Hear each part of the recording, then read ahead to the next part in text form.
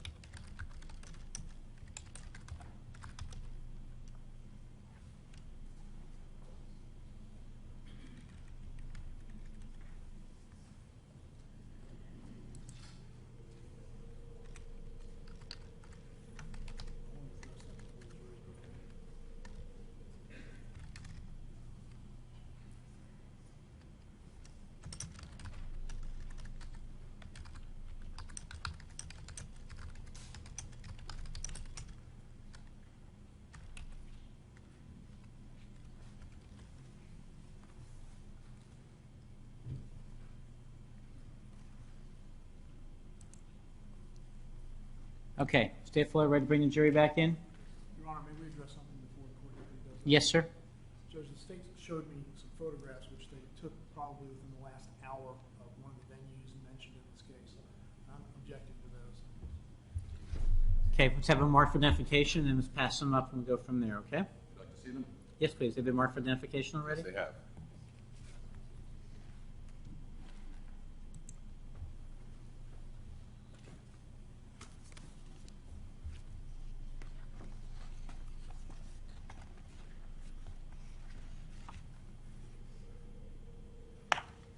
What do these pictures? Those pictures depict the location of Mr. Rodriguez's cousin's house. The location is relevant for two reasons. Number one, that's the location where they, on the 20th day of April, they retrieved, where the detective retrieved the shirt from Mr. Rodriguez. It is also the same location of the address that John Tischer gave, indicating of where he overheard this admission by Hector Rodriguez. It was made, specific inquiries were made by Jason Bankowitz on cross-examination regarding the opportunity to hear or observe based on the layout of that building. The court remembers. Is this the landing that Mr. Bankowitz cross-examined Yes. Detective Seifert about? That is correct. Okay. Well, first let's bring up a Richardson issue. These photographs didn't exist until about an hour ago, correct? That's correct. Photographs didn't, but the venue existed for the last 10 years. They could have gone out and done this a long time ago and properly complied with discovery. Still going to have a Richardson hearing. This address had been disclosed some time ago, Mr. Bankowitz. You've known about this address, correct? The address, right. Okay. We're talking about the photographs now. Right. Photographs were made about an hour ago, Mr. Lewis. Yes. Okay, Give or and take. when did you disclose them to the state, to the defense? Excuse me. Well, they were taken an hour ago. I didn't get them until right before I was leaving for court, so I got them probably 18 to 25 minutes ago, I would say. Handed them to Mr. Bankowitz as soon as I had them marked. Less than 5 minutes. Okay. Without even the courtesy of a copy. I don't have a disc, just to let the court know. They normally will access with me a disc, so I had no ability to make a copy.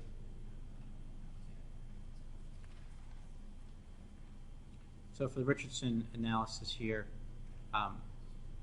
was it material? It's an issue in regard to this case, what a witness had the ability to hear and not hear, and where evidence was collected from. So the photographs are material. Is it inadvertent or purposely not disclosed? It can't be purposefully because the photographs were just taken. So it's inadvertent. The question now is there any prejudice to the defense?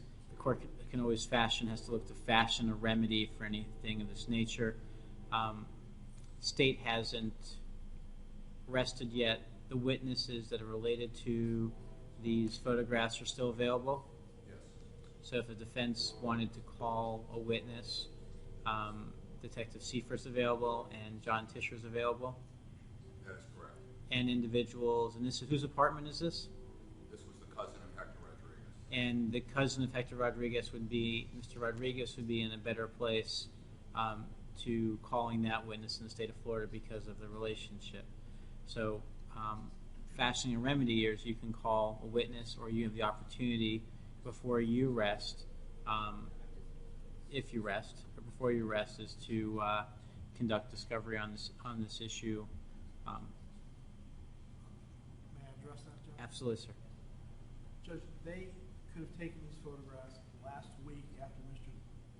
Sean Tischer testified, and at least we would have had them and had the opportunity to look at them, go over them, talk to our client about them, and call Mr. Tischer back. Our cross-examination essentially of Mr. Tischer, which is where these would have been invaluable, is no longer there. We can call him as a witness, but then it looks like we're calling him, and as opposed to cross-examining. Well, I can address that. I could allow you, as under the Rules of Judicial Administration, to control the mode and operation of the trial. I can allow you to treat him as a hostile witness to start with, and you can do the questions in the form of a cross-examination. I can resolve that issue for you. Mr. Tischer is in the custody of the state of Florida in some regards, so he would be easy to be brought over here. Detective Seifert is somewhere in the courthouse. I believe he's testifying in another trial right now, so we can get him. He's outside? I believe it is. Okay. Well, you have an option. You can give you a few minutes to go speak to him in regard to these photographs and take the photographs with you, or you have the ability to call him as a witness or depose him later today. What would you like to do as a remedy?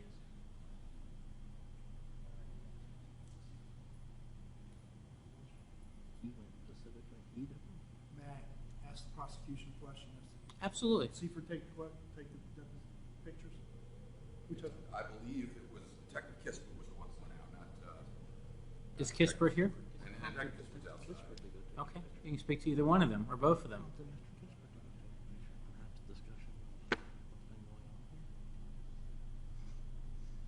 May we have photographs? Absolutely. We'll be at ease for 10 minutes or so to do that. Okay. We'll be at ease.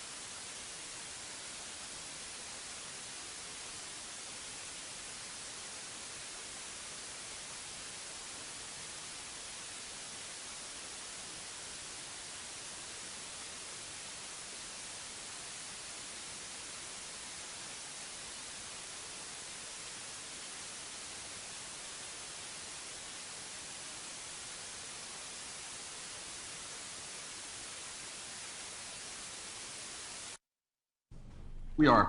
Defense? Just as a brief extension to my prior argument. Yes, sir. When you look at the photographs that are supposed to be protected, and from our conversation, it appears that these are photographs that stated requested sometime. The Sheriff's Department failed to do it, went to do it today. They also not only took photographs but measurements, and the testimony regarding measurements comes in. I think it's prejudicial to us. Had we known they were going to do that, or they did it when it was supposed to have been done months ago, we could have had our own people go out there and do the same thing to verify, but we can't do that at this point. Well, you already have record evidence of what the witnesses have said about distances, and you can cross-examine with the information that you have gathered from speaking to them outside. Anyone can testify to distance. Doesn't have to be an expert. Anyone using a ruler or a tape measure has the ability to do that. So, Mr. Brandi, the jury and Richardson inquiry has been held. There's no Richardson violation. The court has still fashioned a remedy. Okay? The fact that it was requested by the state and not done, that would not constitute a Brady issue either, because you'd have to establish that it would have been exculpatory for the fact of them not collecting it or doing it. It's a physical item. It's a building. It's a fixed structure. Everyone knows the address. So there's no Brady issue and there's no Richardson issue. So let's bring the jury back in. Okay?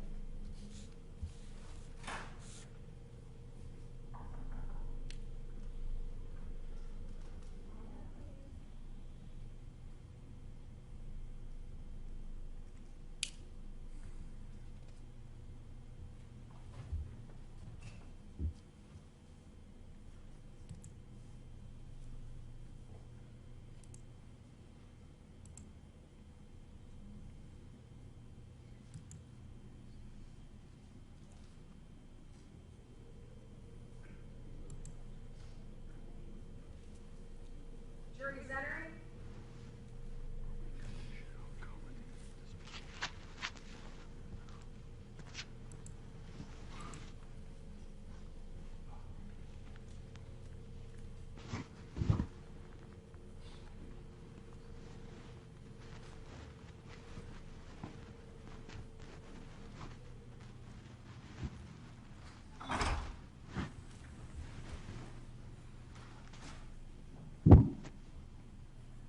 State of Florida recognizes the presence of the jury. Yes, Your Honor. Defense? Yes, sir. Okay, Mr. Rodriguez is present with counsel and the interpreter. Good afternoon, everybody. Again, thank you for your patience. Things happen during the trial. That's why I paraphrase Robert Burns in the beginning of every trial that I do. And Juror 16, you have any problems coming back to the courthouse this afternoon? Just want to make sure. We're all good? Good. Did anyone have any problems during lunch? Did anyone during lunchtime watch, read, or listen to any media accounts of these proceedings? Any hands? There are no hands. Did any of the jurors have anyone try to speak to them or did speak to them about this trial or their jury service? If so, please raise your hand. There are no hands. State of Florida, call your next witness. They would recall Detective Mick Kespert.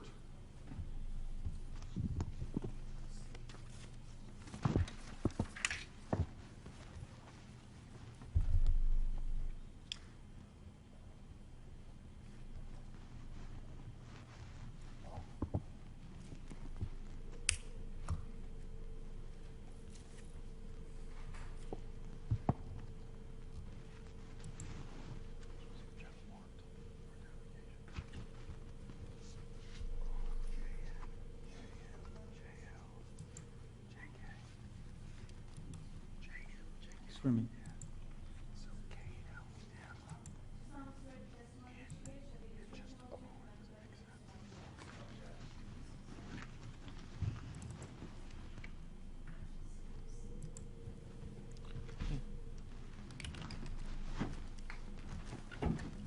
Please tell us your full name when you get comfortable.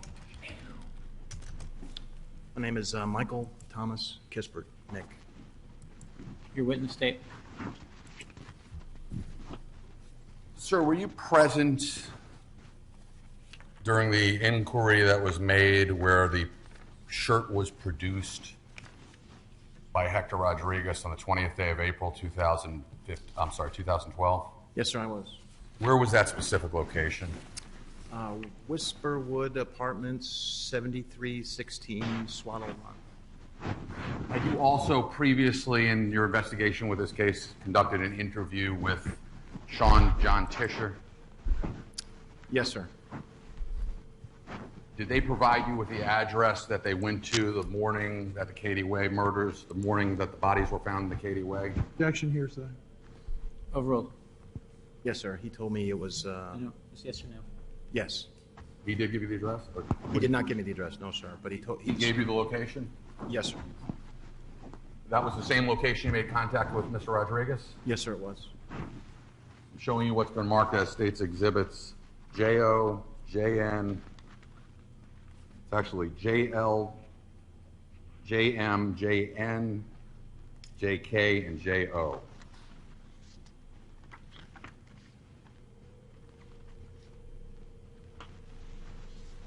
Like approach, Your Honor? Yes, sir.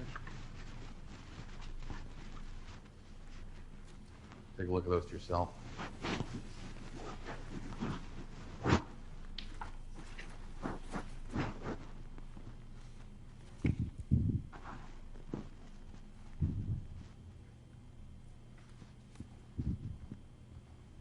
Do you recognize those photos? Yes, sir. What are those photos of? 7316 Swaddle Run, the apartment where I made contact with the defendant. Your Honor, at this time, I'd like to move State's Exhibits JK, JL, JM, JN, and JO into evidence as the next State's numbered exhibits. Objection? Reiterate my last objection, Judge, regarding these, and also objecting that they're cumulative to each other. Any further objections? No? Okay, over the defense objection, as previously argued and will be denied, be overruled. Objection is accumulative, will be overruled. Madam Clerk, accept them in numerical order, please. JK is States 251. JL is States 252. JM is States 253. JM is States 254, and JO is States 255.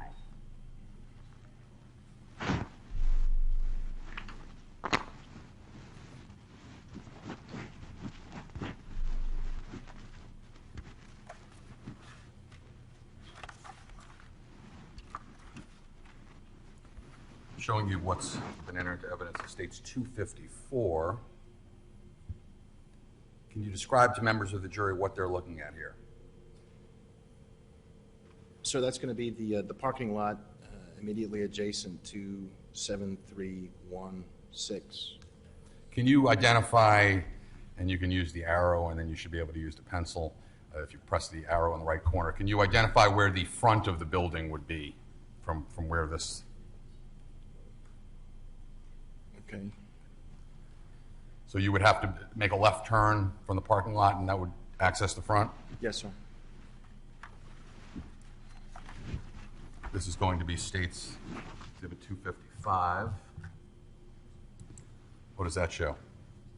Again, it's still the side of that same building. This photo, however, shows the staircase, which would access the unit, the upstairs unit, where I engaged the defendant on the 20th. State's Exhibit 253. What does that show? It's a closer look of the staircase accessing that same unit, sir, and it shows the side of the building, the foliage there, where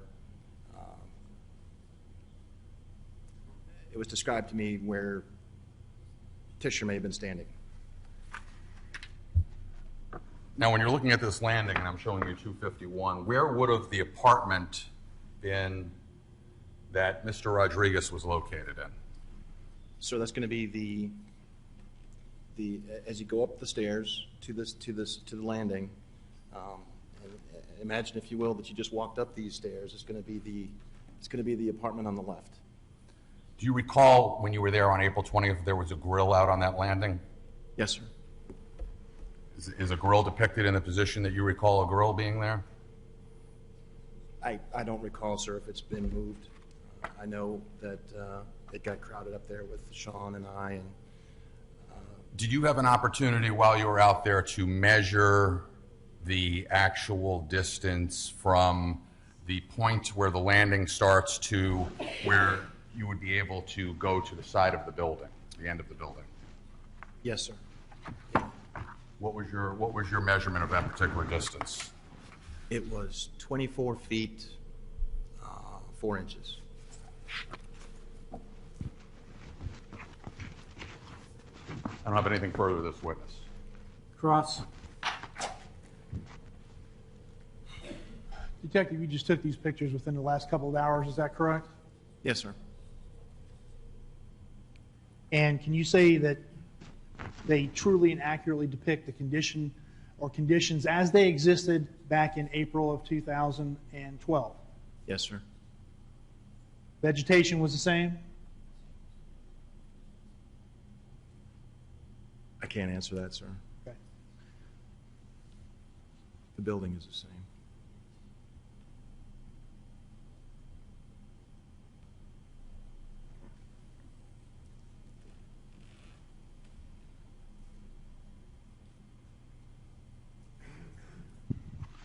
May I approach the witness, Judge? Yes, sir. Sir, I'm going to show you what's in evidence as 254. You recognize that as one of the photos you took? Yes, sir. And did you measure the distance from that dumpster to around to the front of the apartment? No, sir, I didn't. How about from the, well, how far back does the actual building go? Far back from the roadway? Well, from the landing, where the landing comes off the, and I'll show you Exhibit 251. You see where the landing comes out to the ground? Yes, sir. From that all the way to the back of the building. I didn't measure that, sir. I was concerned with Tischer's location compared to that landing. So if Tischer said that he went to the back of the building and heard conversation, think that's feasible? All the way to the back? I don't know what he testified in here, sir. I know that he told me he was on the side of the building listening to provide cover for his brother. That's all I have, Judge. Redirect. No, Your Honor. Is he free to go? He is. Defense? Yes. Thank you. Next witness state. Juan Del Castillo.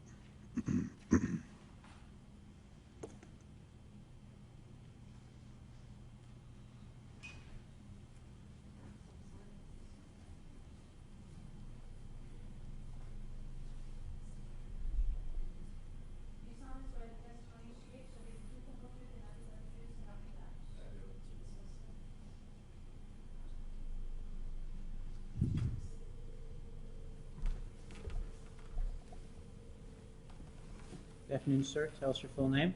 Juan Del Castillo. Your witness. Mr. Castillo, I'm showing you State's Exhibit 137. That's in evidence. This firearm was previously identified as one that was something that you possessed and owned at one particular point in time. Yes, sir. Had you shot that firearm prior to the date it was not in your possession anymore? Yes.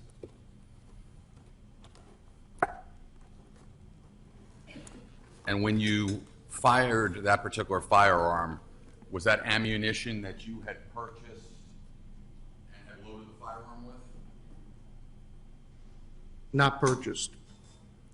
All All right, let me rephrase that then. Was that ammunition that you had for the firearm that you loaded? Yes.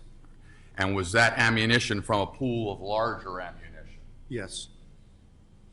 You had fired this gun prior. Did that gun have occasion where it would jam in the course of your firing and owning that firearm? Yes.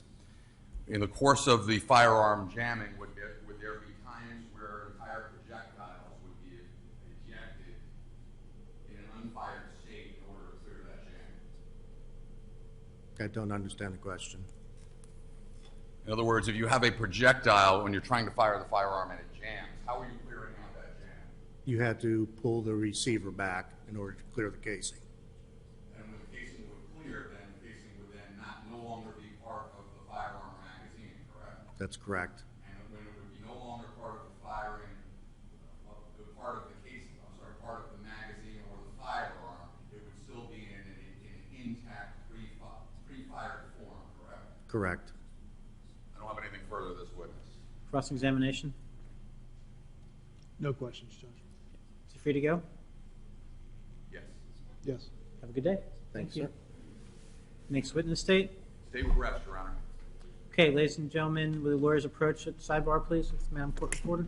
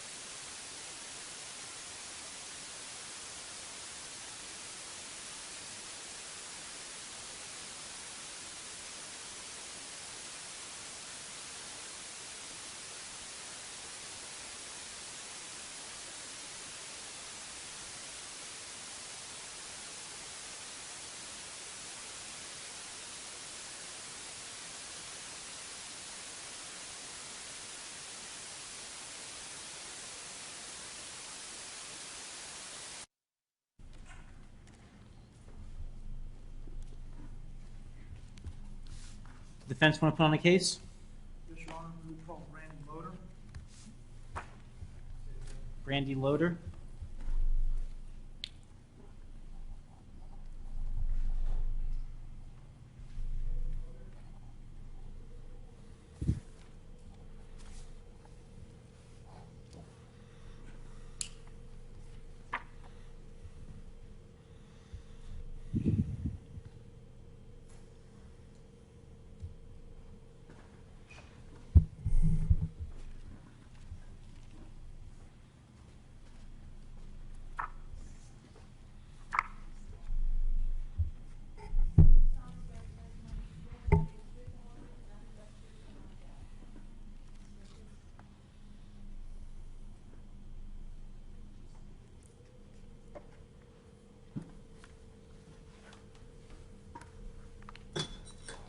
Please speak into the microphone. Please tell us your full name, spell your first and last name. Brandi Loader, BRANDIELODER.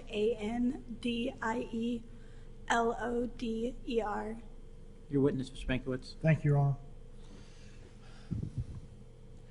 Ms. Loader, what is your relationship to Hector Rodriguez? He's the father of our son And how long have you known him? since October of 2011. How long, well, first of all, have y'all resided or lived together during that period of time? Yes, sir. And were you living together in April of 2012? Yes, sir. Where were you living? In Nob Hill Apartments on Cimarron and Aloma Avenue. Do you know the address of the apartment complex? I think my address was 626. Is Nob Hill right on the corner of Aloma and 436 or Cimarron? Be the northwest corner?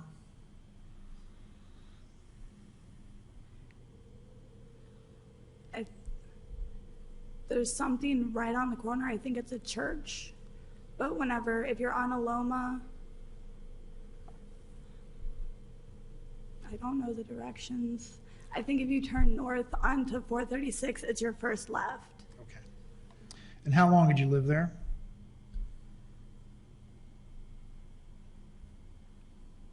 4 months. And did Hector Rodriguez live there with you? Yes, sir. When did you begin living there? February of 2012. Directing your attention to April the 14th of 2012, where were you working that day? I was working at a racetrack gas station on Aloma Avenue. Okay, is that near the Sun something apartments across the street? Sun Bay. Sun Bay Apartments? Yes, sir. How long have you been working at racetrack?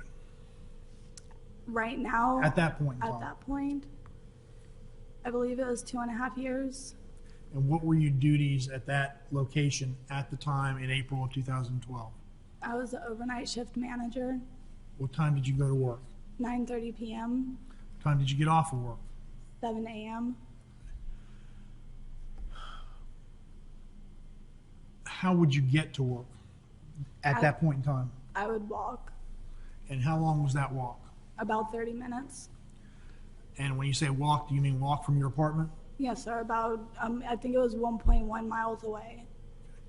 And how would you get home in the early morning hours? I would walk. Same distance? Yes, sir. Same length of time? Yes.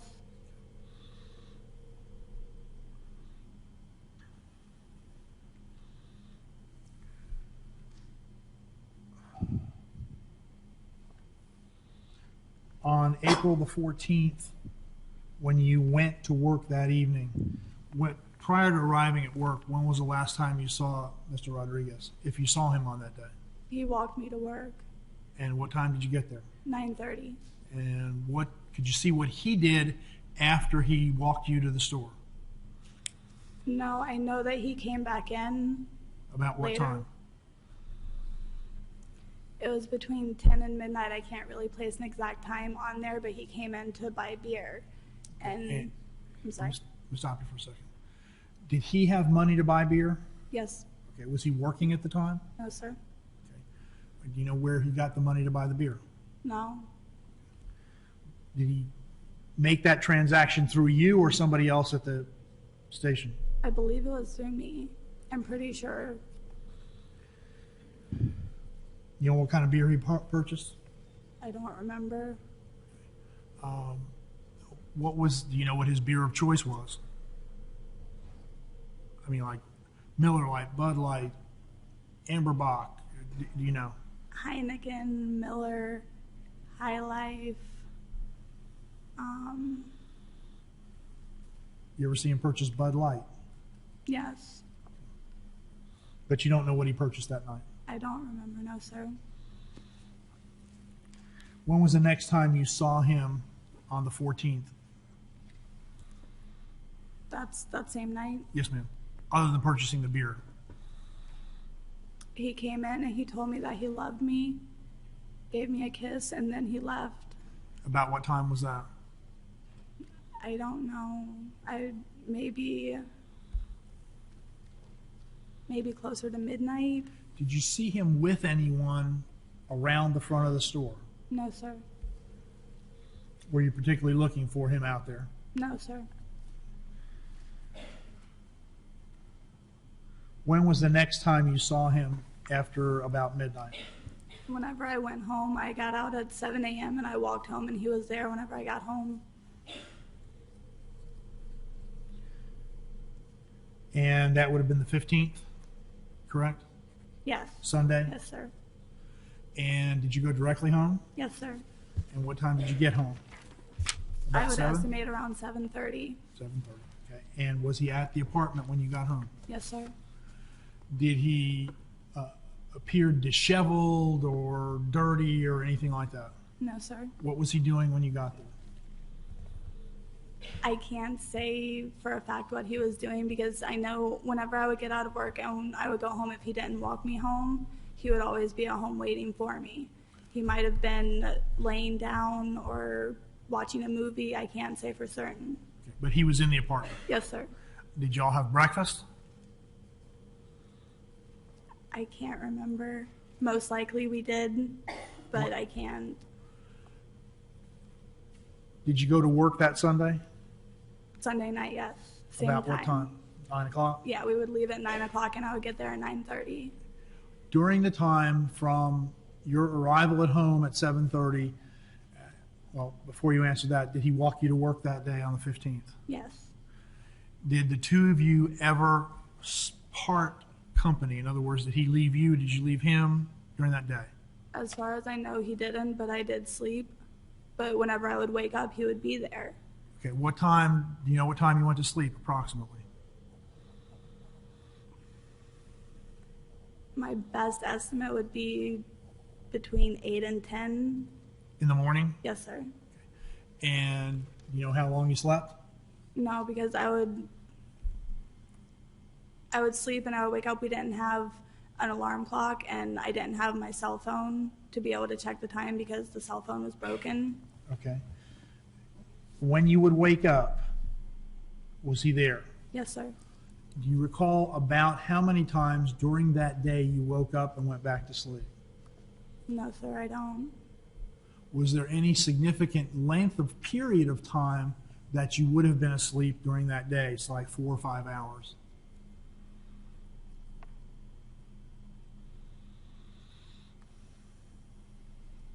I'm trying to think because it was very early in my pregnancy. I would be very tired, but I would have a hard time staying asleep. You were pregnant at the time? Yes, sir. So would you be up often, using the restroom, trying to get more comfortable, things like that? I would be, but I can't really give a time because I don't have a clock as a reference. But each and every time you awoke during that day, Hector was there, correct? Yes, sir.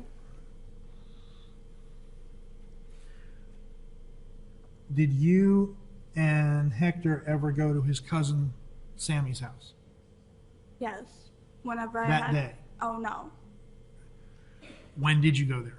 Whenever I had my car, I would take him to his cousin's house. I would drop him off before I went to work, and then I would go to work and I would pick him up in the morning. But that was whenever I had my car. But on the 15th, did the two of you go to his cousin's house? No, sir. Did you have any way to get to his cousin's house from where you lived? No, sir. No transportation? No, just Now, walking. You said when you had your car, what happened to your car? I didn't have insurance on it, and my license got suspended, and my registration got revoked in the beginning part of February. So we were no longer driving it. Okay, so it didn't have tags, didn't have registration, and you parked it. There was a tag on it, but the registration was expired, so I couldn't drive it without it being obvious that the tags were expired. And did you say you had no insurance also? Correct. Is that why the registration got suspended for Yes, lack sir. of insurance? When were you able to get insurance on the vehicle so that you could drive it? I believe it was June or July of 2012. You had to save up the money for Yes, the sir. insurance? Okay. Now, you mentioned earlier about your phone and being a reference point for time. Did you have, on April the 14th and 15th, an operational either landline phone or cell phone? No, sir. And did something happen to your cell phone or cell phones? Well, first of all, did you have a landline phone at all? No, sir. Just cell phone? Yes, sir. How many cell phones did you have? Just one. Did you have kind of a backup phone? Yes, the screen was cracked on it, but it was still operational for a while. But at that time, I had no cell phone whatsoever. Both cell phones had been broken. How did they get broken? I threw them. So did Hector have a cell phone? No, sir. He would use mine. When he had one, he When- would use yours. Yeah. On April the 14th and 15th, were any of the cell phones which you owned operational? No, sir. Do you know if Hector was aware that they weren't working? Yes. How do you know that? Because we were arguing and I got mad and I threw the phones right in front of him and broke both of them. I think I threw one into the wall and I threw the other on the floor.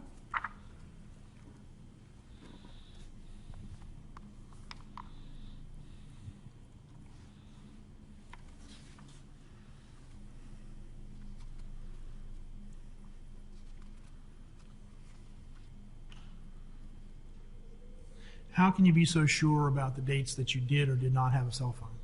Because at one point in time, Hector asked me to check the phone records he mentioned the dates, and he asked me to check the phone record to see if there was any calls during that time.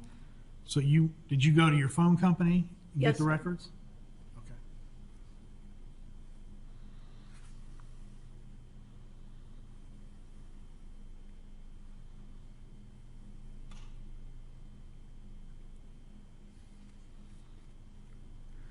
When you got home on the 15th after working in the morning, I asked you earlier if you noticed anything unusual about Hector, and you indicated, I believe, no. What about his clothes? Do you remember what he was wearing? No, sir.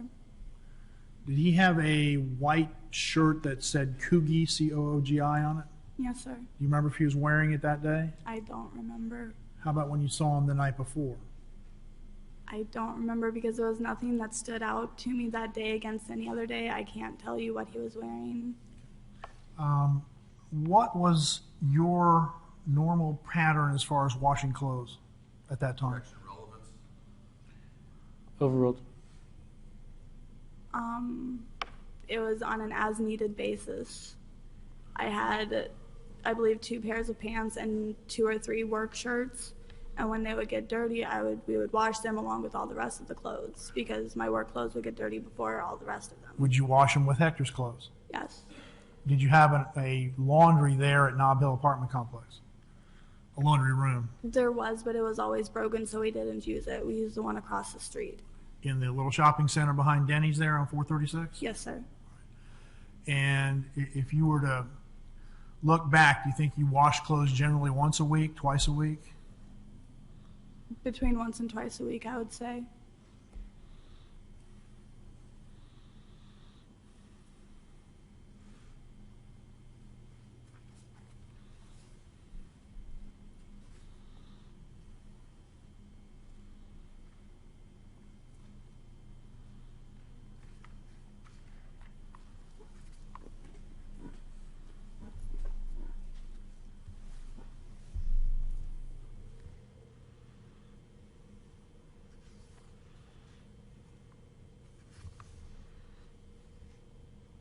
Did you know Jesse Davis? Yes, sir. Excuse me? Yes, sir. How did you know Mr. Davis? He would go into racetrack, and sometimes I would go over to his house. You and Hector? Sometimes me and Hector, sometimes just myself, sometimes me and a friend. What was the purpose of you going to Jesse Davis's house? To buy drugs. Was he known as the local drug supplier Yes, sir. in that general vicinity of Aloma? Yes, sir.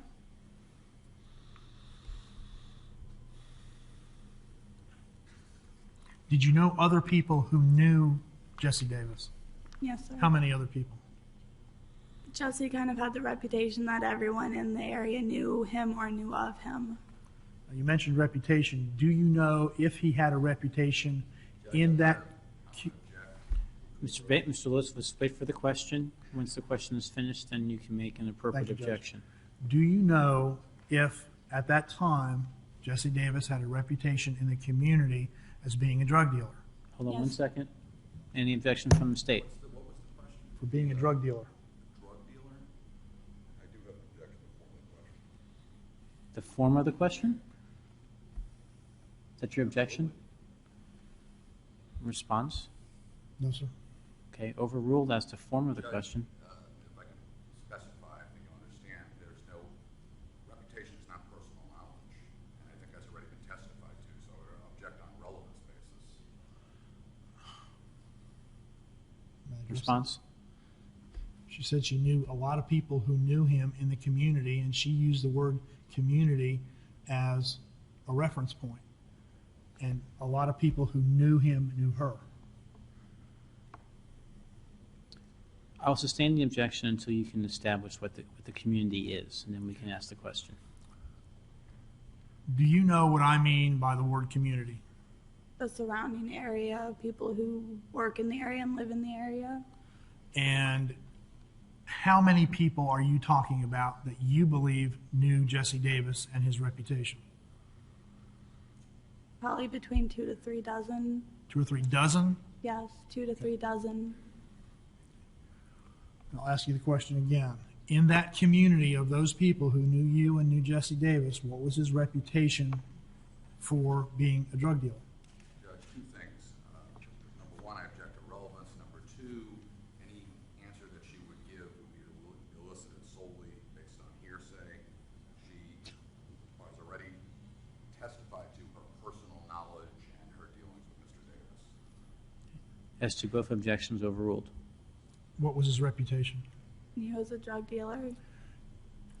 Among that same community, did Jesse Davis have a reputation for being a violent person?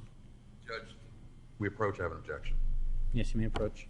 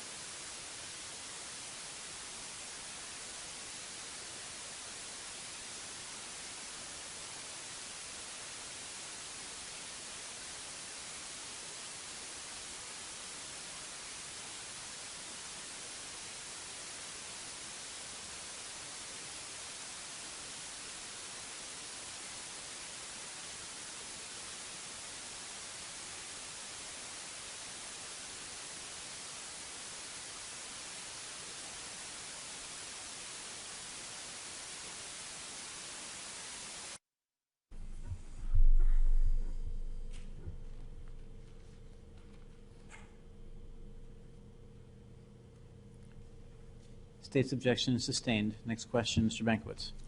Judge, I believe at this time I have no further questions. Cross. Yes, Your Honor.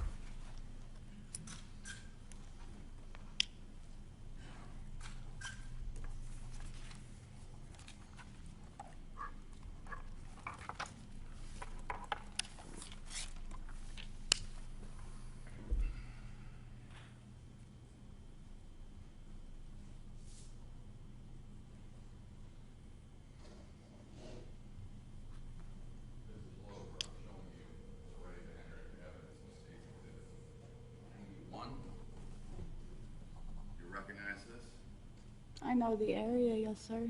Is this the racetrack you work at over here in Aloma you used to work at? Yes, sir.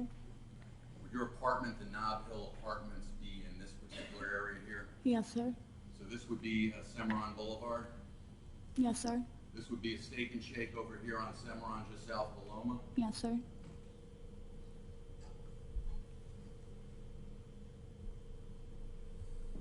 How long a time period was it that you were no longer driving to work? Before April 14th, April 15th, 2012? I believe that I stopped driving around the 6th of February, so around 2 months. 2 months? Yes, sir. And in those particular 2 months, Mr. Rodriguez would frequently show up and walk you home from work, correct? Yes. You described him as very possessive of you? He was very protective. He would show up and he would, on foot, and he would walk you home. Yes, sir. Approximately 6 months before the incident that happened on the Cady Way Trail, that's when you first met Hector Rodriguez? 6 or 7 months? Approximately, yes, sir. You had only been working at that racetrack actually a few months prior to that, correct? Yes, sir. Is that correct? Yes, sir. You met him because he would hang out at the racetrack in the middle of the night. Isn't that true? Yes, sir. your relationship first started with him because he would supply you with substances. Isn't that true? We would get high together, but it was more than that. I was asked the same question in my deposition, and I had a lot of time to reflect on it. Okay, so you're changing your answer that you gave in the deposition today? I said possibly whenever I answered in my definition, or answered my deposition. Now I know that it was, after thinking about it, it was more than that. More than just that we would get high together. But you would agree when you were deposed July 11th, which would be less than 3 weeks ago, your response was that what you had in common when you first met were drugs. I said possibly. I never gave a definite answer. I said that was a possibility. Since then, I've had time to reflect on it and consider why I was first attracted to him and why our relationship grew. Ma'am, you got an apartment over on Nob Hill, the lease was in your name, is that correct? Yes, sir. That was how many months after you had met Mr. Rodriguez? Approximately 4. Approximately 4? Yes. He would crash at your apartment on a nightly basis? He was living with me. I wasn't crashing. He was living there with me. He was living with you? Yes, he didn't have an identification card, so I couldn't put him on the lease. You paid all the bills, did you not? Yes, sir. In fact, the only thing he contributed was when you weren't making it and needed some money, he would ask his father and he would produce some money. Yes, sir. Yes, sir. You didn't know him to occupy his time at all with any job other than working with his father a couple days a month. Isn't that true? Yes, sir. Part of the drugs that he would supply you would be both cocaine and Xanax, wouldn't it? Yes, sir.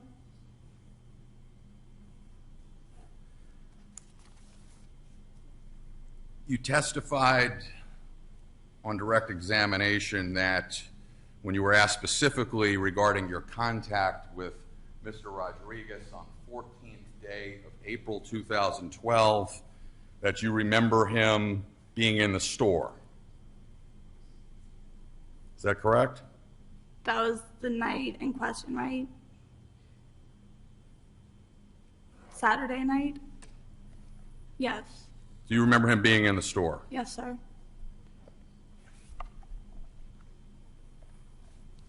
You said, I think specifically on direct, that you remember him buying beer.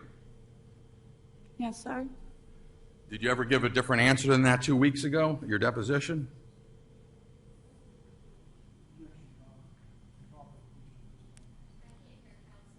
Improper impeachment at this point, objection. Sustained as improper impeachment. You may rephrase or use the... Did you ever give a statement inconsistent with what you just testified to? Judge, I believe she has the right to see the deposition and where he's talking about. Judge, I have a right to get an answer. If she doesn't remember, it's a different response, a different follow-up question than if she says she does. Are you trying to refresh her memory or impeach her? I can impeach her, but if she acknowledges it, there's no need for me to show her the statement. So she's being asked if she recalls it. Okay, the objection's overruled. Re-ask the question. Do you recall if you gave a different statement regarding the last time you saw Hector on the 14th than Hector was in the store and buying beer? I don't remember. You do recall giving a deposition under oath at the State Attorney's Office on July 11, 2013? Yes, sir. Your Honor, if I can approach the witness. Yes, sir. Page and line for Mr. Bankiewicz. Pages 11, lines are 17 through 22. You can read those to yourself.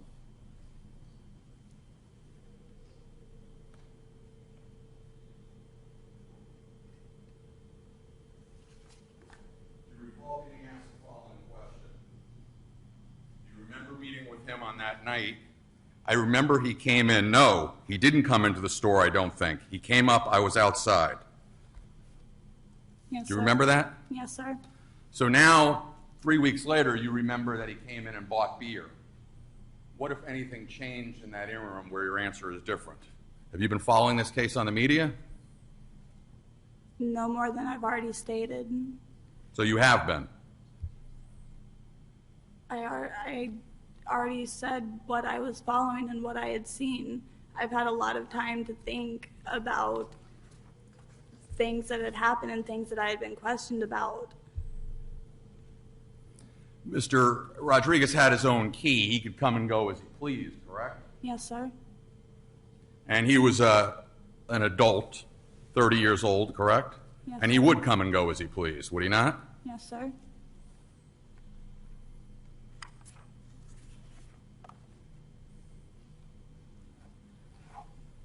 So when you worked the night shift, you would agree that you would generally be tired when you got off work? Yes, sir. That would be normal? Yes. How many months pregnant were you during the days of 4/14, 4/15, around that period of time? Approximately 2 months. Approximately 2 months you were pregnant? Yes, sir. And again, that would be another situation where you would want rest after a shift at work, correct? Yes, sir.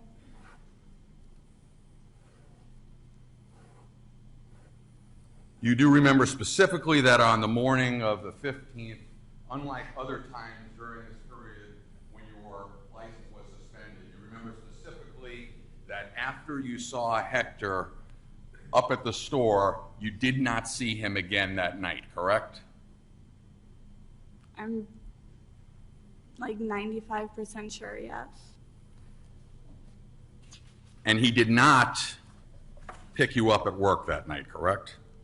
Not as far as I remember, no.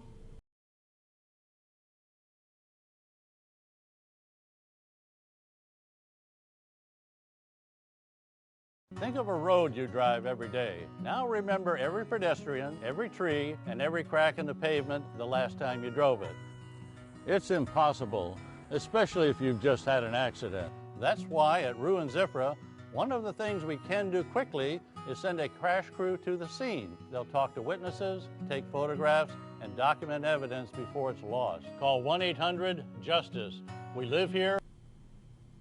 Isn't that correct?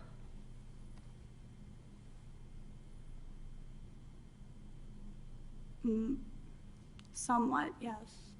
Yeah. You're under oath, correct? Yes, I mean, Just answer the question. You're under oath. yes, sir.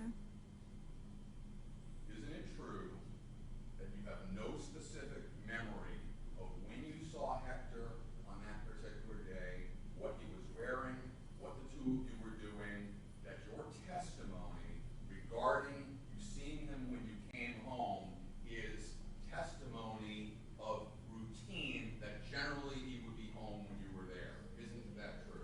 Yes, sir. He would either be home or he would walk me home. So again, you have no specific memory of April 15th at all, other than you believe he would have been home because normally if he didn't pick you up from work, he would be home when you got home, correct? Not normally, he would be. He would be. He would be. But you can offer no specific facts about the morning of the 15th from your own memory as you sit here today, correct? Correct.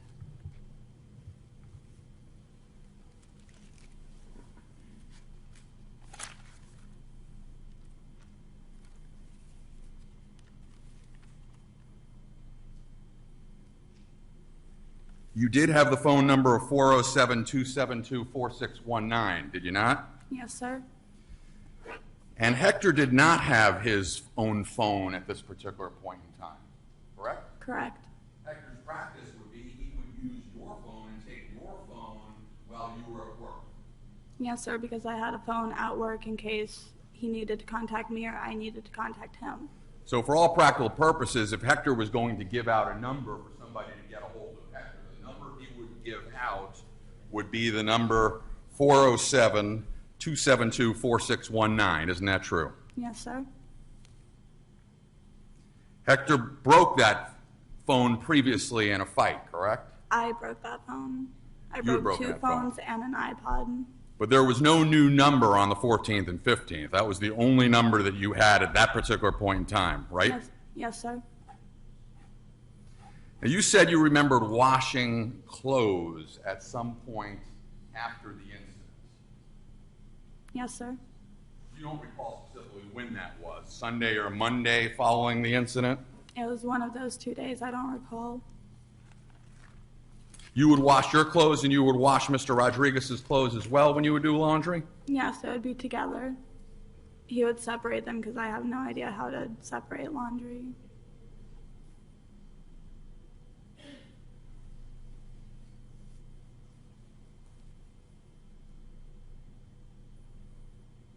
So where you would agree that the closest individual that Hector was to when you met and where you would drop him off all the time was at his cousin's house in Whispering Woods, correct?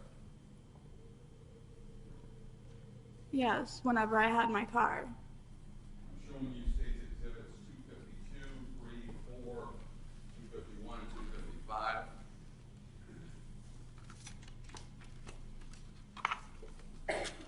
Do you recognize these? Yes, sir. And that would be the cousin that you're referring to of Hector's, where Hector would spend all his time when you were at work, correct? Yes, sir.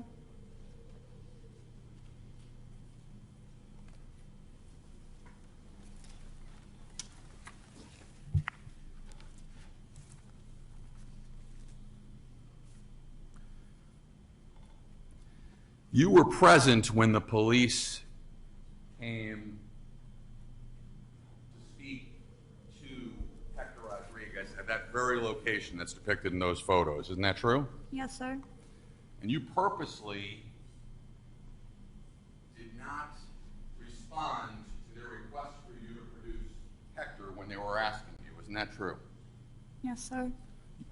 You told them that he wasn't there when you knew he was, correct? When I first woke up, I didn't know if he was there or not. When the police got there at that particular time, and they asked to see Hector, you knew he was in the apartment. Not at first. I had just woken up. Not at first? Right. What does that mean? I woke up, they asked for him. He wasn't out in the living room. I figured he wasn't there. I went into one bedroom, he wasn't there. Who comes to that apartment?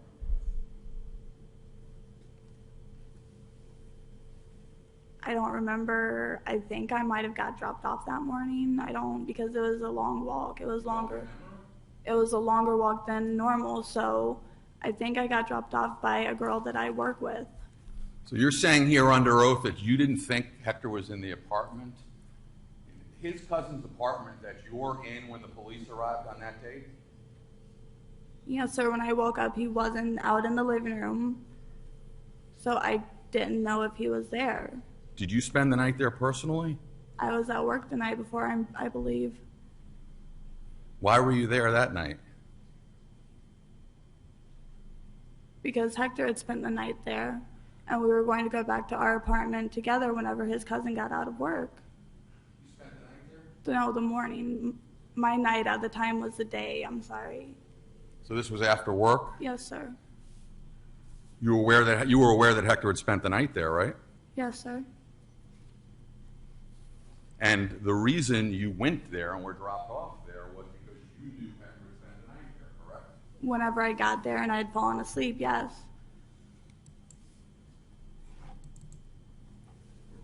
Were you aware at all that the phone number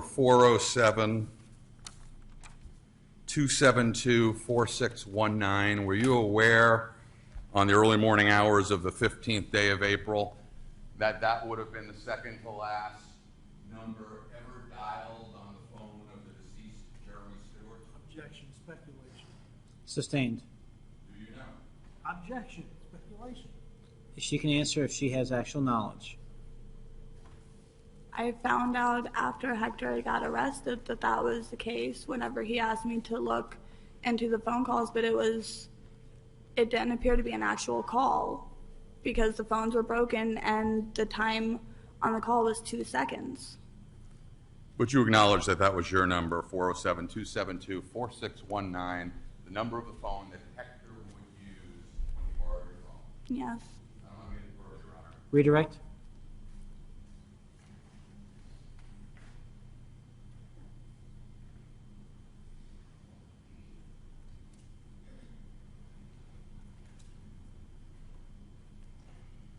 Assistant State Attorney asked you about routine, and if there was anything out of the routine, would that have jumped out at you and made you aware that something was different? Yes, sir. So, and at that point in time on the 14th and 15th, There was nothing in your life or his life that was different than what you did every day, correct? That's correct, yes. And every day you would come home, or he would walk you home, and if he didn't walk you home, he would be there in the apartment, Yes, sir. and you two would go to sleep together. Yes, sir. And at that point in time, you were relatively uncomfortable with this new pregnancy, Yes. hard time sleeping, Hard Irri- time staying asleep. okay, irritable. Yes. Thank you. She's free to go, Mr. Bankowitz? She may be, State, yes, Your Honor, free to she may go? be excused. Thank you, ma'am. Thank you.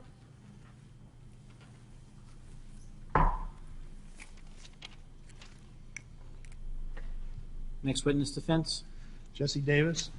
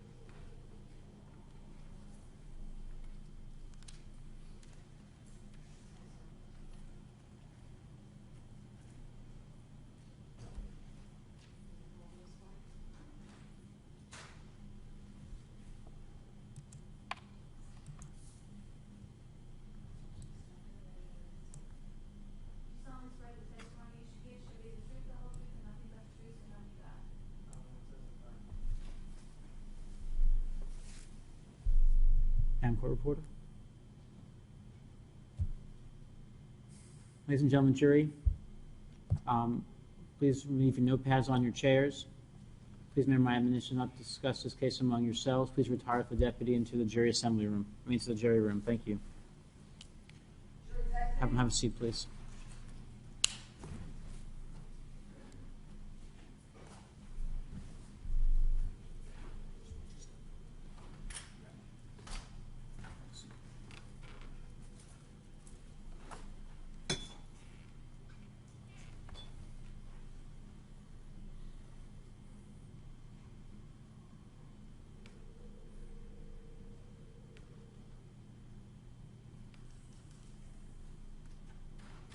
Okay, the jury's exited the courtroom. Mr. Davis, you are being sworn in, and you indicated to the court reporter you do not want to testify. Is that correct? That's correct. Mrs. McGinnis and Ms. Malov, is Mr. Davis's attorney in the courthouse?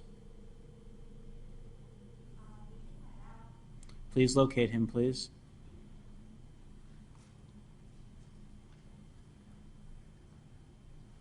Mr. Bankowitz, Yes, sir. suggestions? If he, realistically, I don't know that there's anything the court can realistically do to him. You can hold him in contempt for each thing he refuses to answer. He gave a rather extensive deposition about 7 months ago, and he was very forthcoming at that point in time. At least I believed he was. And he's been in the Department of Corrections since. We brought him back believing that he was going to be forthcoming and testify in accordance with his deposition. He's refusing to do that with 2 consecutive life sentences. 6 months on each question isn't going to make a whole lot of difference to him, I would think. Well, that's The going to be a alternative question. is There's gonna be a to question. use- There's a question for the state, though. Your plea agreement with Mr. Davis, that included him testifying in this matter. Is that what your representation is? That's my question to you. No, Is, not that I recall.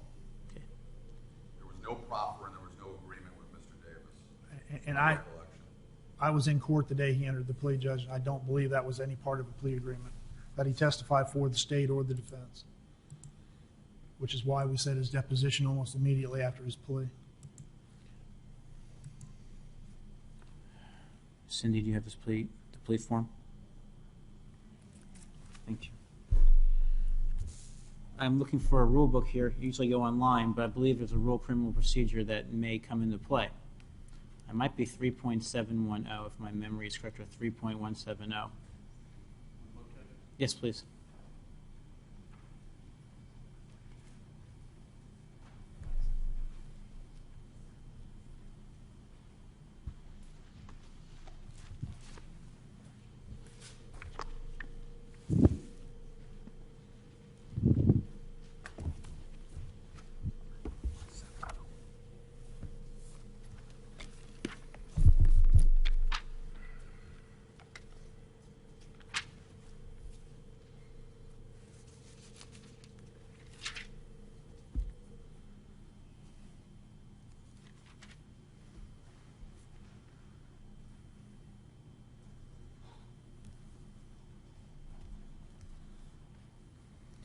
The court is referring to 3.170G, vacation of plea and sentence due to defendant's noncompliance. State of Florida waived the death penalty in this case and also entered a plea of guilty to the offense. Is correct, Mr. Lewis? We didn't waive the death penalty, Judge. We did not seek the death penalty on this case. There was no agreement whatsoever with Mr. Davis regarding his pleading to these counts.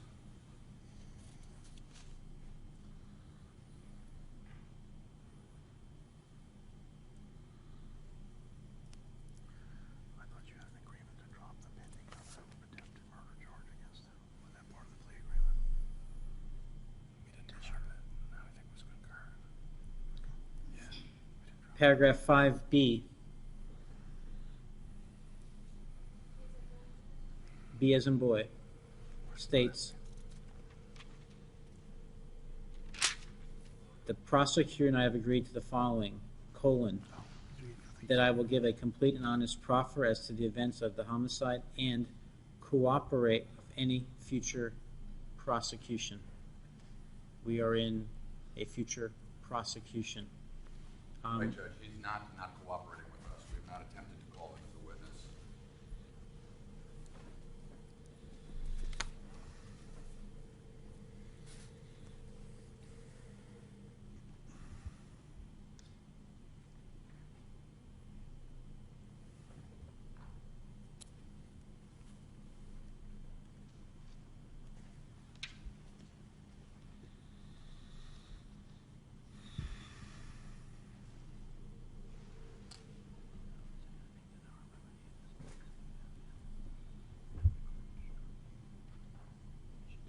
Mr. Bankowitz, when you indicated that there is no remedy, there is a potential remedy under that rule. I'm sorry, Judge? There is a potential remedy under the rule. What is that remedy, Judge? Remedy is the court can set aside his plea and sentencing, and he stands charges as if he had never entered a plea. And I'm Judge, can we approach? absolutely, Mr. Lewis.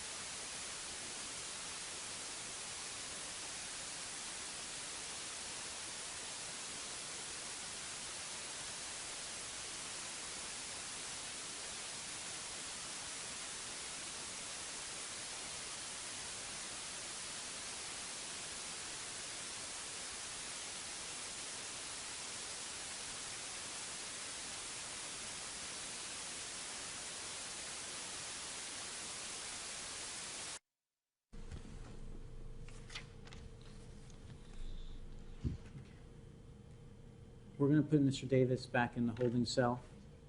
His attorney or attorneys are coming over to the courtroom. Please give them access to him in the holding cell. We'll be at ease at that time. Will the lawyers exchange the case law that they have on this particular issue, please? Thank you. I'm sorry, on this particular issue, we'll be at ease for a few minutes, okay? Thank you.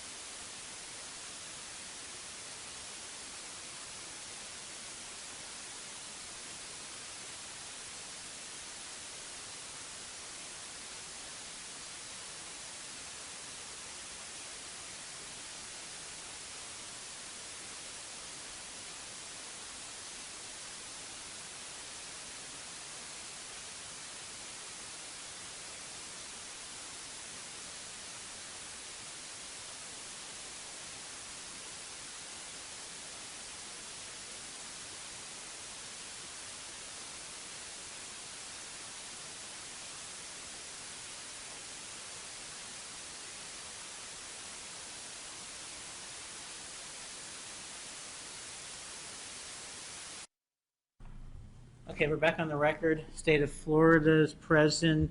The defense is present. Mr. Rodriguez is present. With our interpreters, Mr. Hooper for Mr. Davis is present. Mr. Yes, Hooper, Your Honor. good afternoon. Good afternoon, Judge. Okay. I've been informed by my assistant that we are ready to come back to court. We have a resolution to the issue, Mr. Hooper? That's maybe a tad optimistic, Your Honor. I spoke to Mr. Davis, and he means no disrespect to Your Honor or the court, and no disrespect to either counsel, but he has voices in his head telling him not to testify, and he feels compelled to obey the voices in his head. He's unable to resist them, and they keep telling him not to testify. As the court recalls, we had competency issues with Mr. Davis, and at the end of the day, the court, after a multi-day competency hearing, found that the defendant was competent to proceed. And what I'm hearing from you is similar to what I heard then, correct? Correct, Your Honor. The court has some alternatives here. Your client does not even want to take the oath. Until he takes the oath, he is not considered testifying. The oaths are pursuant to 90.065 or 605 in regard to the rule. And if your client does not want to take the oath, he is subject to criminal contempt of court. If I direct him to take the oath and he declines, he is subject to direct criminal contempt of court. Direct criminal contempt of court without the assistance of a jury would be a maximum of 6 months in jail or a $499 fine. He is serving 2 consecutive life sentences. One of the things I've been researching is the rules of criminal procedure, not judicial administration. The rules of criminal procedure have been amended that gives the court the authority under certain circumstances to direct the Department of Corrections to administratively punish the individual, taking away certain rights and privileges other inmates may be entitled to. One of the issues at the plea colloquy from Mr. Davis was not a firm agreement with the state of Florida. Mr. Lewis and Mr. J, you can correct me if I'm inaccurate with my memory, but there was a loose agreement between the state of Florida and Mr. Davis about the state of Florida communicating to the Department of Corrections to request or recommend placement within their system in a proximity to the Central Florida area so that his family can have access to him. Would that be accurate, Mr. Hooper? Yeah, yes, Your Honor. And along those lines, Judge, I want to properly advise my client, and I haven't at this point, because I did advise him he could be held in contempt and given additional time for contempt. I was not aware of the new procedure where he could get privileges taken away. Under the 3.850 rule, subsection M, which is a new rule, it talks about certain circumstances. It doesn't specifically limit it to 3.850, but it indicates a list of potential actions by the convicted individual, who your client is, that could subject him to those administrative penalties. Okay, perhaps if I could have a moment to explain that to him. I have never done it. I am not aware of it ever happening, but it is an option for the court. Okay? Okay, I would like to advise him of that then. Now, I don't know, and you may want to advise him, and this is probably totally collateral, but we do have to advise people on collateral issues, Yes, Your Honor. that if I do hold him in contempt, that may affect the Department of Corrections internally with other administrative issues, such as privileges and rights and things of that nature. because I think we do know generally that if someone is going to be serving another sentence consecutive to their DOC sentence, that affects things within the Department of Corrections, has the ability to affect good and gain time and things of that nature. And good and gain time is an administrative action as well. So does the state have anything to add? And before I do that, the defense and the state, just to make sure everyone is clear, when the court indicated about the options under 3.170G, the court in no way will be doing that on its own motion. That would only have to be the motion by the state of Florida, which would believe to be the aggrieved party. Okay? Second thing that we've talked about at the sidebar on the record was the issue of the former testimony. Upon doing some research in my chambers area, I believe if you closely read Earhart again, that former testimony would make it admissible in civil proceedings under civil procedure rules. But if you read clearly in the Earhart, it talks that depositions cannot be used in criminal procedure unless the rules of criminal procedure authorize it, and that's going to be a lengthy issue. So, Mr. Lewis, anything we want Mr. Hooper to convey to Mr. Davis? No, Judge. Mr. Bankowitz, anything on behalf of Mr. Rodriguez from Mr. Hooper to convey to Mr. Davis? Okay. Mr. Hooper, thank you for coming down here. Will you be so kind to join your client in the holding cell and communicate with him, and I'm going to have the lawyers at sidebar again, okay? Okay. Thank you. Ms. Forrester, will you join us at sidebar too, please? Thank you.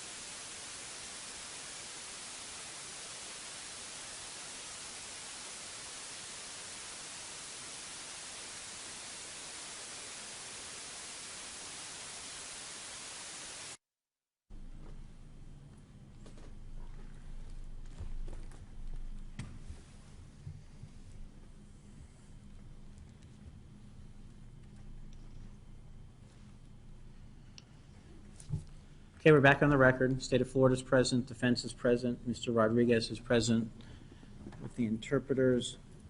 Let's bring Mr. Davis back in, please.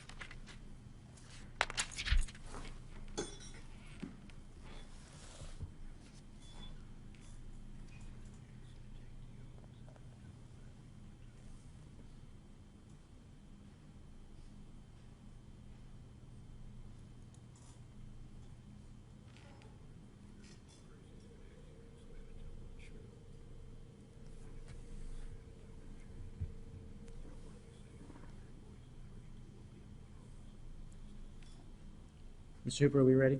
Yes, Your Honor. Are you Jesse Davis? Yeah. I can't hear you, sir. Yes. Okay, Mr. Davis, is the gentleman standing to your right, Mr. Jerry Hooper, your attorney? You have to answer out loud, please, sir. Yes. Okay. Have you had a conversation with him about your testifying in court today in the holding cell? Yes. Okay. Raise your right hand, Madam Clerk. Yes, it is. You solemnly swear the testimony you should give shall be the truth, the whole truth, and nothing but the truth, so help you God. Yes. Okay. Ready to bring the jury in, state? Judge, I think we should offer a Q&A before we do that. From the court? Yes. Okay. Any objection, Mr. Davis? You've been called as a witness in this matter. Are you going to answer truthfully the questions that are asked of you by the lawyers or the court? I refuse to testify.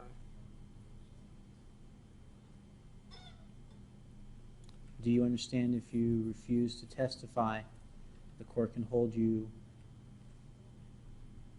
in contempt? I can't hear you, sir. Yes. Do you understand that contempt is punishable by 179 days in the county jail and or a $499 fine and can be consecutive to any other sentence previously imposed? Do you understand that? Yes. Do you also understand that the court believes it has the authority to, pursuant to Rule 3.850M, as in Mary, to direct the Department of Corrections to forfeit, modify, reduce, or restrict any privileges that you may have within the Department of Corrections? Did Mr. Hooper tell you that? You have to answer out loud, Mr. Davis. Yes. It is my recollection from your plea in front of me in 2012 that you had a loose agreement with the state of Florida that they would communicate to the Department of Corrections to provide you with a privilege of being housed in the Central Florida area. Is that correct? It didn't happen. That wasn't my question. Was that correct? That was a loose agreement between you and them. Yes. I do not know where you are housed now. I do not know what your privileges are. Did Mr. Hooper indicate to you that if I do give you a hold you in direct contempt if you refuse to testify.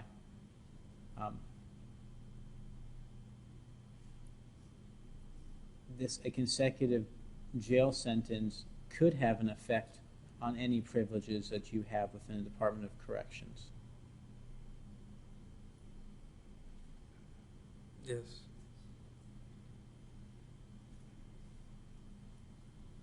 If Mr. Bankowitz or Mr. Lewis or Mr. J asks you questions, you're going to refuse to answer?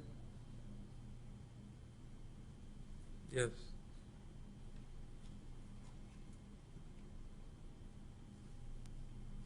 Mr. Bankowitz.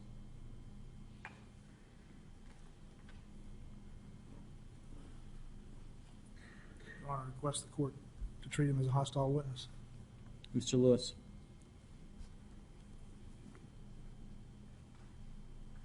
Judge, it's highly improper to call a witness again, as I have said. It would be disingenuous to now bring the jury in to see a stage and to see a show that we know is not going to result in testimony. It is highly improper to do that, to do anything additional in front of the jury other than the inquiry that you just made in this matter and your right being the court to hold him in direct criminal contempt, a period of up to 6 months in jail for refusing to provide an answer. This is a little bit different situation if Mr. Bankowitz was calling a witness who he was calling for the pure purpose of saying, I'm going to exercise my Fifth Amendment right to remain silent. That is completely improper. And I do not believe that Mr. Bankowitz in any way is calling Mr. Davis for that purpose because he has already been sentenced in this matter. I'm unaware of any prosecution that he is presently pending with him either. If the witness doesn't want to answer the question, I think Mr. Bankowitz would have to ask him questions and refuses to answer, and if he even treat him as a hostile witness would not answer the questions, then the contempt proceeding would be appropriate because he has taken the oath. Judge, there is no good faith belief that Mr. Davis is going to offer testimony based on the colloquy. Therefore, calling this witness is just being done to provide an improper inference to the jury that he knows something that he's not testifying to. In similar fashions, if the state attempted to do this with a witness, it would result in a mistrial. There is no procedure at all. And in terms of the interrogation of a witness, if he's found hostile, that simply means that Mr. Bankowitz would have the ability to cross-examine him. Now, the procedure in cross-examining with prior inconsistent statements, there's a specific requirement and a specific predicate that has to be laid. In order for that predicate to be laid, the individual receiving the questions has to answer questions and testify. So again, there's no good faith belief at all that anything is going to occur at all except for a show in front of the jury here, which is not proper under the rules of Florida, the evidence code in Florida. Mr. Bankowitz, Judge, I would not be trying to impeach him. He has given a discovery deposition in this case, which is why I called him as a witness. That discovery deposition exonerates my client to a degree. And I have a duty to call any witnesses that will assist my client and that he wants me to call, which is what I have done. The issue here is if he does not testify, that then he is unavailable for testimony. If he refuses to testify, there's no way you can hold him in contempt from here to ad infinitum and he's still not going to testify. And so we don't have that availability. We had that availability back on November the 21st of 2012 when I took his deposition, which he was very forthcoming in. State was there. They had an opportunity and the right to cross-examine and did cross-examine him. So my proposition is that if he is unavailable for either mental reasons or his own reasons that he will not testify, and it's not because he can be held in contempt and it's not because he has a Fifth Amendment privilege. The issue here is he is not available for us to call as a witness. if he refuses to testify. And I submit to you under the rule, even though the court indicated that this is in civil depositions, there are parts of Earhart which specifically discuss civil and criminal as long as the other side has an opportunity to cross-examine him, and they did. What the court's procedure is going to be this afternoon is this. He is under oath. The jury is not in the courtroom. It's Mr. Lewis's objection that you cannot call a witness for the pure purpose of impeaching. So, at this point, he is here with his lawyer. He's under oath. Let's do the inquiry outside the presence of the jury. If he answers the questions, we go from there. If he doesn't, we go from there as well. So, Mr.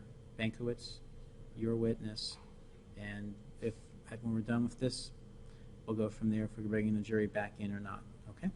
Yes, sir. Go ahead. Mr. Davis, do you know Hector Rodriguez?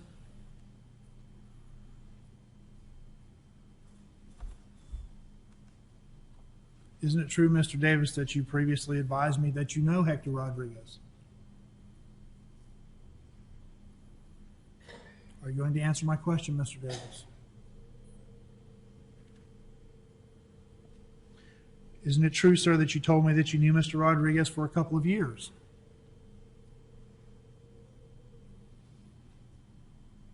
And that you knew him from on the street? Are you going to answer my question, sir?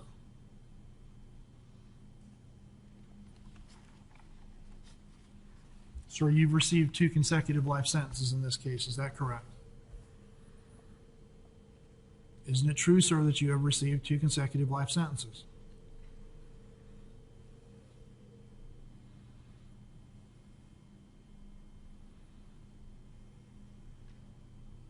Mr. Davis, the court is ordering you to answer Mr. Bankowitz's questions. Mr. Bankowitz, next question. You testify. Next question, Mr. Bankowitz.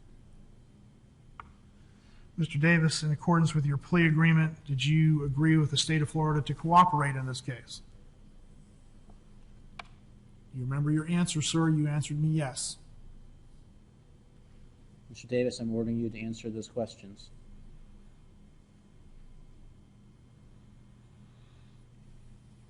Mr. Davis, is there any legal reason why I should not hold you in direct criminal contempt for failing to answer Mr. Frank Bankowitz's questions? I hear voices. Sorry? I hear voices. Any legal reason not to hold you in direct criminal contempt, sir, for failing to answer Mr. Bankowitz's questions? Because I hear voices. Hearing no legal reason, I hold you in direct criminal contempt. Anything in mitigation you want to say before I impose sentence, sir?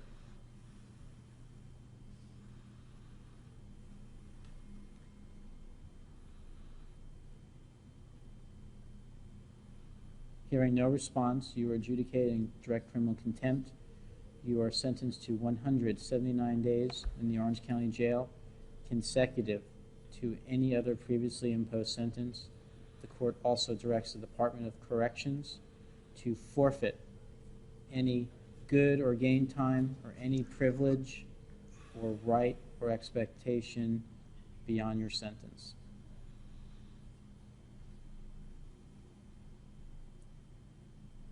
You'll be fingerprinted.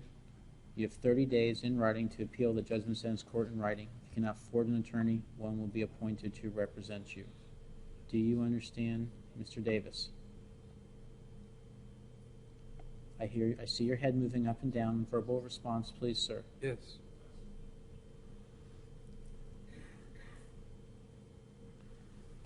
Holding self for him, please, after he's fingerprinted in my presence.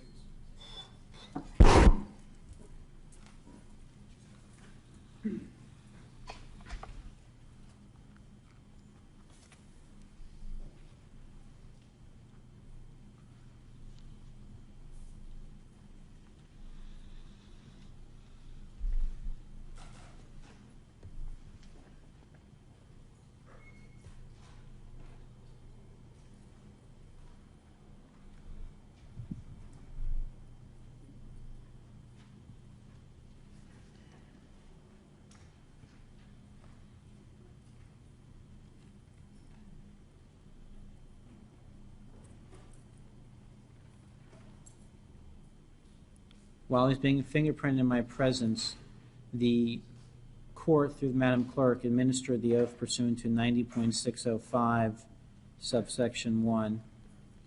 Next statute that's involved is 90.603, disqualification of witnesses.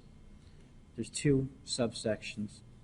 A person is disqualified to testify as a witness when the court determines that the person is, number 1, incapable of expressing himself or herself concerning the matter in such a manner as to be understood, either directly or through interpretation by one who can understand him or her. 2, incapable of understanding the duty of a witness to tell the truth. The defendant took the oath under 90.605, so subsection 2 does not apply of 90.603. 90.603, subsection 1, the last part of it deals about interpretation. This is not an issue of a need for a language or sign interpreter. The question for the parties now is, based upon Mr. Davis's conduct on the witness stand, is he incapable of expressing himself concerning the matter in such a manner as to be understood? Mr. Bankowitz, your witness first. Judge, unfortunately, I can't see into his mind, so I don't know what he understands or doesn't understand. The court's been advised that he's indicated he's hearing voices, and those voices tell him not to testify or not to answer questions. I would submit to the court that mentally he is not competent, but I'm not the person who's objecting to this. It's a state, and under the rule that you cited, they've got to establish the capacity or the mental lack of capacity is the way I read the rule. And again, I've got to go back to 9803.22, former testimony. I believe we should be able to use the deposition. If we can't use the deposition, my client's constitutional rights are being substantially violated in that he has a right to present a defense without his own testimony, and he's being prevented from doing that.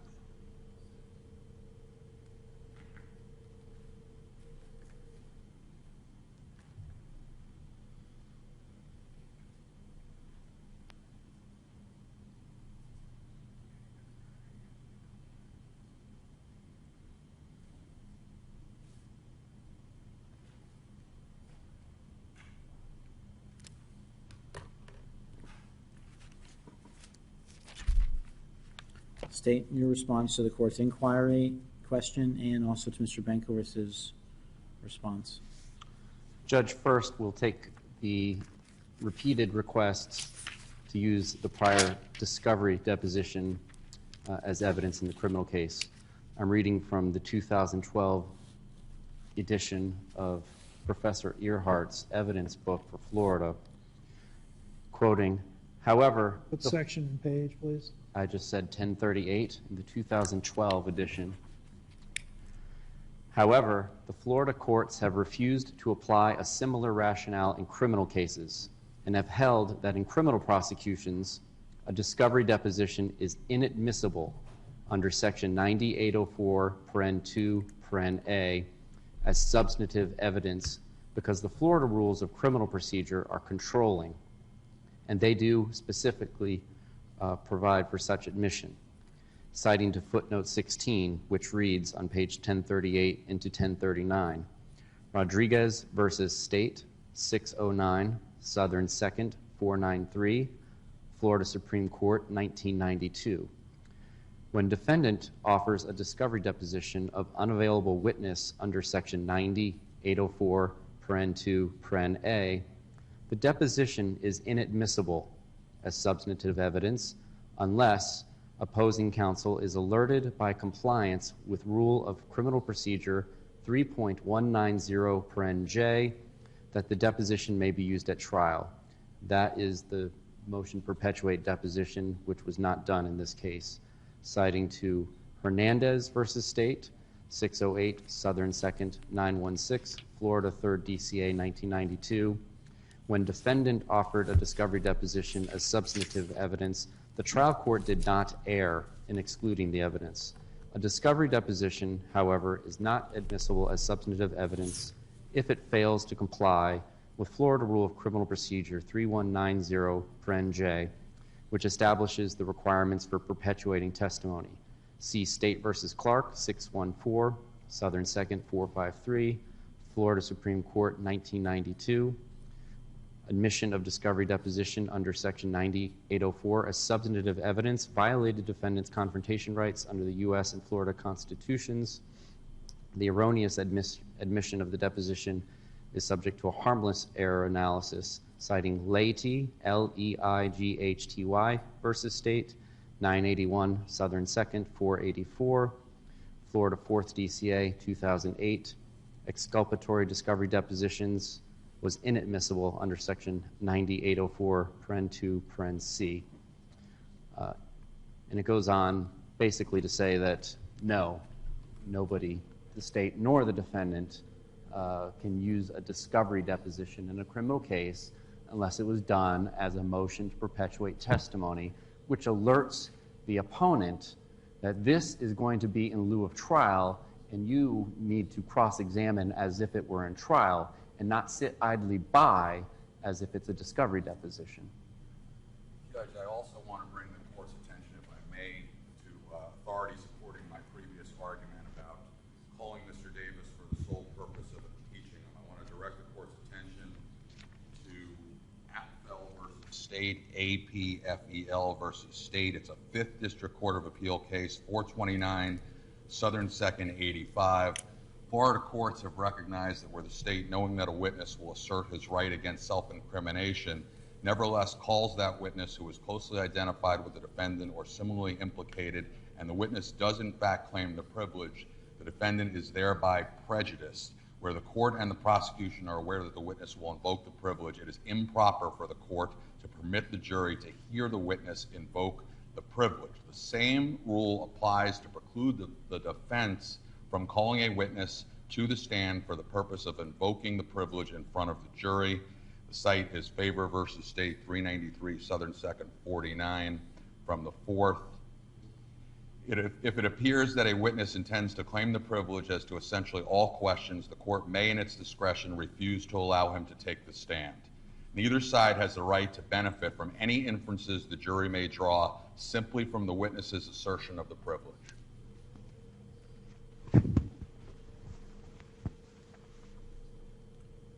Mr. Bankowitz? Judge, first of all, I had no intention on calling him so he could assert the Fifth Amendment privilege. That would be absurd, and I think a violation of professional rules of conduct. But, you know, Jesse Davis, talked to him this afternoon. That's when I found out he was not going to testify. And so, to perpetuate his testimony, we couldn't perpetuate his testimony. We had his testimony. The state spent a number of pages during that deposition cross-examining him. Both counsel cross-examined him. I believe they had an ample opportunity. The rules are the rules, and 3.190J is one of the rules in regard to criminal procedure.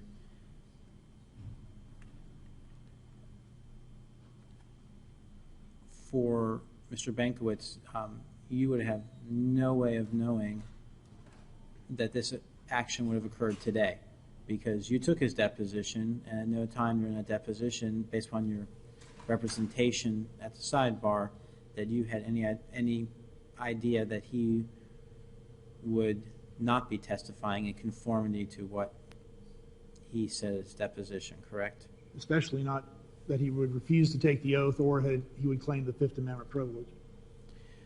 But the lawyer's questions, if he were on the witness stand and he just sits there and does not respond in a verbal or physical manner, any question you ask is not substantive evidence. So if he just sat there with Mr. Hooper standing next to him, would not be evidence.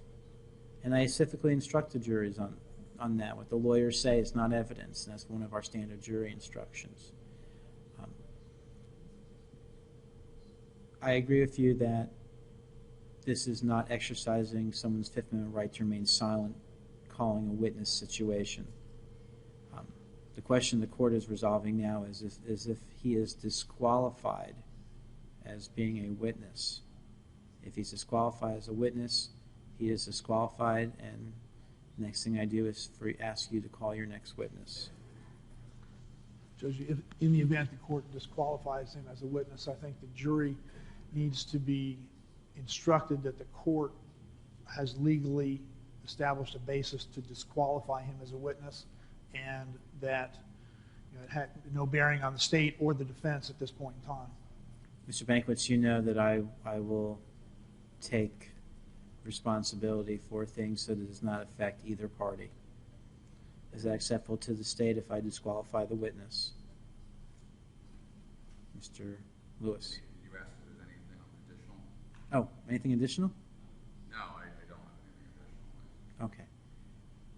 Mr. Bankwitz has requested that if I do disqualify him, I inform the jury that he has been disqualified as a witness, and my curative instruction is that they were to make no inference on the fact that he entered the courtroom. Is that acceptable to What the did the jury observe of him so far? He's in a blue corrections outfit. He has belly chains and handcuffs in the front, leg irons on. I think he had slides on. Came up in front of the jury box, raised his right hand as best as possible. When Madam Clerk administered the oath, his response was, "I'm not testifying," or "I don't want to testify." I mean, Madam, the court reporter has it exactly, but I had him sit down and excuse the jury. That was it. That's fine, Judge Ben. Based on the fact that that did occur, I don't have any objection to that instruction or that statement by the court. Mr. Bankiewicz, your objection on this issue is perfected for purposes of appeal. Thank you, Judge. Okay. Now, before we bring in the jury, who is your next witness? Well, if he elects to testify, it would be my client, Your Honor, but I would ask the court to inquire of him as to his right to testify and whether he intends to or not. Yes, sir.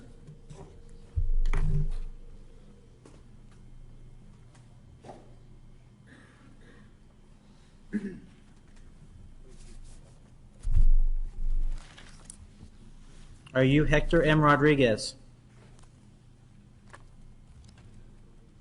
Yes.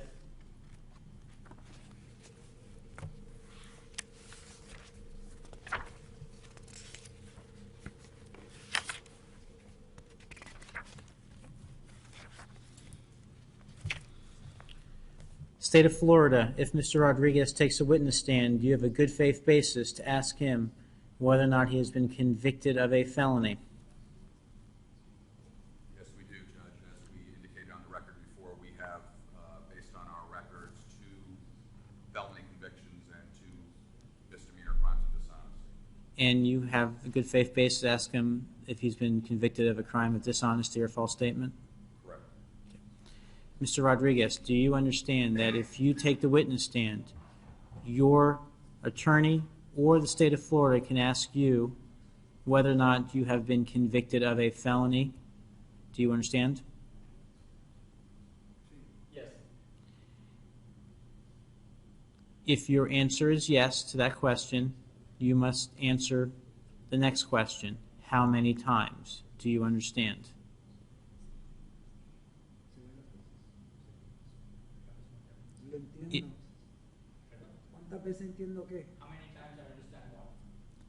How many times you have been convicted of a felony? Do you understand? You have to answer that question. I don't remember. I believe it's about 4. Do you understand that you have to testify truthfully to that question? Yes. Do you also understand the state of Florida or your attorney can ask you how many times you've been convicted of a crime involving dishonesty or a false statement? Yes. If you answer yes, you have to testify to how many times. Do you understand that as well? Yes. Do you understand that you have the constitutional right to testify and you have the constitutional right not to testify?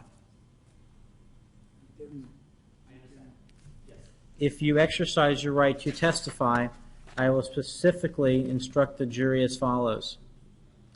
The defendant in this case has become a witness. You should apply the same rules to consideration of his testimony that you applied to the testimony of the other witnesses. Do you understand that instruction? Yes. If you exercise your right not to testify, I will instruct the jury as follows. The Constitution requires the state to prove its accusations against the defendant. It is not necessary for the defendant to disprove anything, nor is the defendant required to prove his innocence.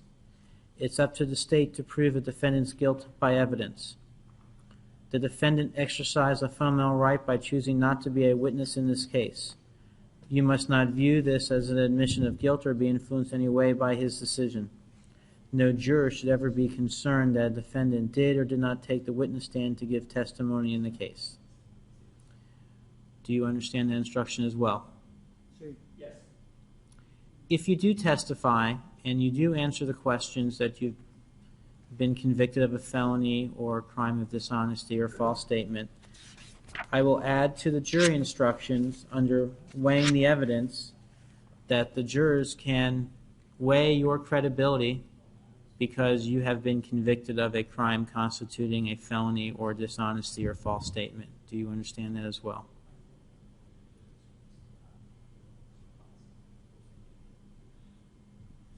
Yes.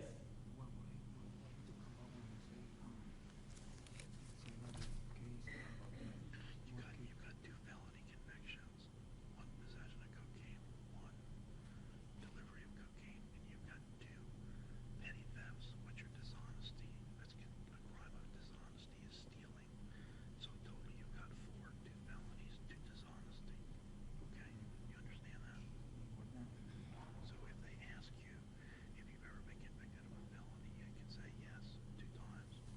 Dishonesty, yes 2 times. That's what the judge is asking you. Okay? At the end of the day, this is completely your decision if you want to testify after consulting with your attorneys. If Mr. and Mr. Bankowitz both beg you to take the witness stand, you do not have to. Do you understand?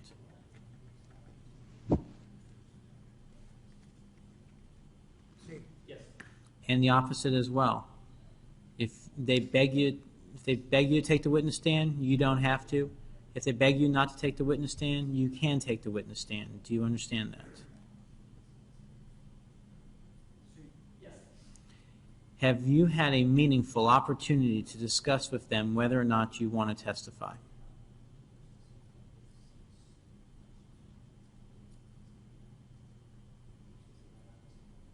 Nosotros hablamos, pero me gustaría hablar algo con ellos antes de decidir si voy a testificar o no. We talked about this, but I would like to have the opportunity to talk about this with them about whether or not I should testify. Okay, you may do so at council table, and we will turn off the record so you can do that in private. And then when you are done, I will ask you what your decision is. Do you understand? Okay? We'll be at ease for a few moments. Yes.